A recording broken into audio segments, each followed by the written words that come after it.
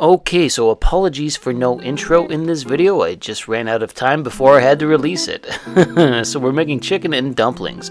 We're first going to heat up a 12-inch cast iron pan on a medium heat, and then once it's sufficiently heated, throw a couple of tablespoons of olive oil in, and throw in 2 to 3 chicken breasts that you've cut up into medium-sized pieces and start frying them. All I'm going to do is fry them for 2 to 3 minutes per side, and just so that they start to cook. You're not looking to cook them all the way through at this point in time because we are going to simmer them in a couple of minutes, and that's how you'll fully cook them. So really you're just looking to get a little bit of color on them, sear them up a little bit, and then once you've cooked them for a couple of minutes, pull all of the chicken out of your cast iron pan because it's time to start adding in some vegetables, starting off with a large white onion diced up finely, and then 2 to 3 good sized carrots, again diced up pretty finely, and then 2 to 3 stalks of celery, again diced up finely. Throw them all into your frying pan and then just stir them around and let them cook for the next 5 to 6 minutes until they get nice and soft and fragrant. Really, I feel like I do that a lot in my episodes. We do a lot of one-pan episodes, and this is one of them, but it's going to be tasty. So anyways, after you've cooked all of your onions, carrots, and celery for 5 to 6 minutes, it's time to add in some garlic. I'm going to be using 3 cloves of garlic, and I'm going to mince them in. Don't forget to scrape down your mincer like I always say, because look at all the garlic that's left on there. Once you get all the garlic in the pan, mix it all around with all of your vegetables just for a minute to let it cook. Once that's done, we're going to make a roux with the vegetables to thicken up the eventual liquid we're going to be pouring into the pan. So add into the pan 6 tablespoons of butter and stir it all around with your vegetables for 30-45 seconds, basically until the butter completely melts and thoroughly coats all of your vegetables.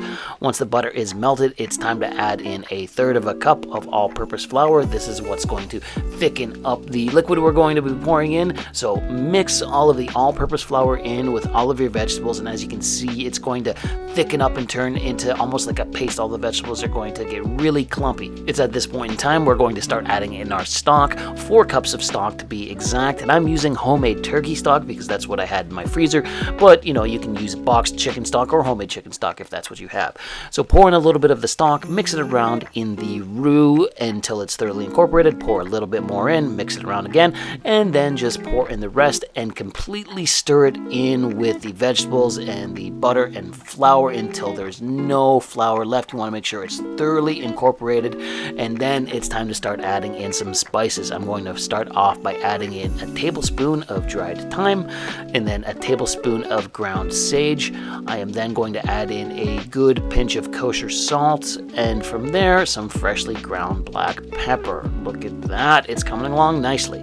I am then going to add in a few bay leaves, just 3 or 4 of them, and then I'm going to mix all of the spices in with all of the liquid so that it's thoroughly incorporated.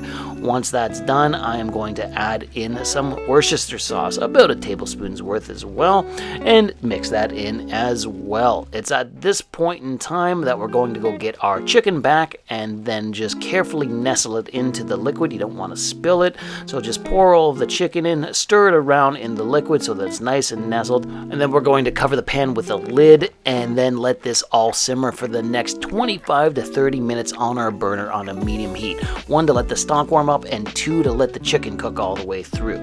After 30 minutes, you can see it's nice and bubbly here. It looks delicious. All right, I'm just going to give it a quick stir, and then it's time to start making our dumplings. So here I've got 2 cups of all-purpose flour, and I'm throwing in 2.5 teaspoons of baking powder. I'm then going to add in a teaspoon of kosher salt and a tablespoon of garlic powder to give the dumplings a garlicky taste. I'm then going to give the dumplings a parsley-like taste by adding in a good handful of freshly chopped parsley, and then I'm just going to whisk this all together quickly because it's time to add in some liquid, starting off with 1 cup of whole milk and then 3 tablespoons of melted butter. Pour all of that in and then just mix it until it's thoroughly combined, and you've got yourself a dumpling dough. Look at that, look at that. The process now is pretty straightforward. All we're going to do is use a spoon to pull out little pieces of the dumpling batter, and we're just going to nestle it in our pan here, spreading it out all around the pan. Look at those look great. And then we're just going to add the lid back onto our pan, and we're going to let the dumplings cook and steam for the next 15 minutes on a medium-low heat on our burner. After 15 minutes, you can see the dumplings have cooked quite nicely, and they've sucked up some of the juices of the chicken stock. Look at that, that looks perfect. All right, we've got chicken and dumplings. Those dumplings look big and delicious. Let's go in for the taste test. Now, I'm just going to eat straight from the pan on this one, saving myself a dirty dish. All right, big piece of dumpling here. It's going to be piping hot, like as you can see, but I'm just going for it. And wow, besides it being just piping hot, it is delicious. The dumplings were nice and garlicky, and then just a little hint of parsley, and they had sucked up a lot of the juices. It was awesome. I absolutely love the dumplings. So you know what, let's go in and try a piece of the chicken here. It's piping hot. As you can see, I had to blow it off a couple of times before going in, but yeah, the chicken was amazing. Everything about this was so flavorful, just so flavorful. This is an awesome dinner. The dumplings were great, the chicken was great, the vegetables were great. Oh man, so simple to make. You know what, I better go in for another taste test here because of just how good this all was. It was so hearty, and if you're from a colder area like me up here in Canada, then this is the perfect time of year to make something like this because it'll just warm up your insides on a cold day. But you know what, let's call it there. I had a lot of fun making this today, and it was super easy to make and so delicious. So I hope you like what you saw here, and if you did, why don't you drop me a comment, like the video, or even subscribe to the channel. Thanks again for watching Indie Proof Cooking, and we'll see you again soon.